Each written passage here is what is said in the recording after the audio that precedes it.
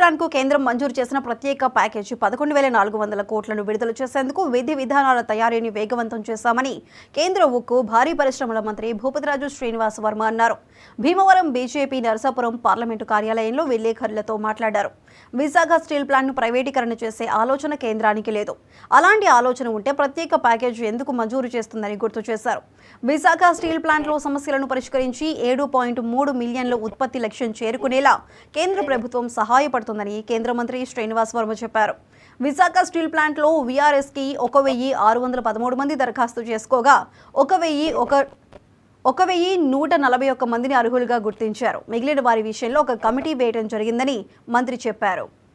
అందుమించి వీఆర్ఎస్కు సంబంధించి స్కీమ్ ఏదైతే ఉందో ఆ స్కీమ్ను కూడా అమలు చేసేటువంటి దిశగా మేము చర్యలు చేపట్టడం జరిగింది. మార్చి 31 నాటికి వీఆర్ఎస్ ఏదైతే ఉన్నదో దాన్ని పూర్తి చేయాలని మేము కూర్చున్నప్పుడు నిర్ణయం చేయడం జరిగింది. దాదాపు 1,613 మంది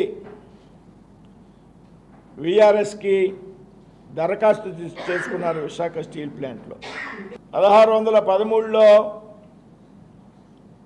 స్క్రూటినీ చేసి దాదాపుగా 1,141 మంది ఈ ప్యాకేజీ వల్ల స్టీల్ ప్లాంట్కి ఎటువంటి ఉపయోగం లేదు అనేటువంటి ఎట్టి పరిస్థితుల్లోనూ కూడా ప్రైవేటైజేషన్ కాదు. ఒకవేళ ప్రైవేటైజేషన్ చేయాలి అని అనుకుంటే 11,400 కోట్లు విడుదల చేయదు అనేటువంటి ఒక సూక్ష్మమైనటువంటి విషయాన్ని మీ అందరూ కూడా గ్రహించాలని వారికి చెప్పడం జరిగింది. చాలా క్లియర్. మంచిర్యాల జిల్లా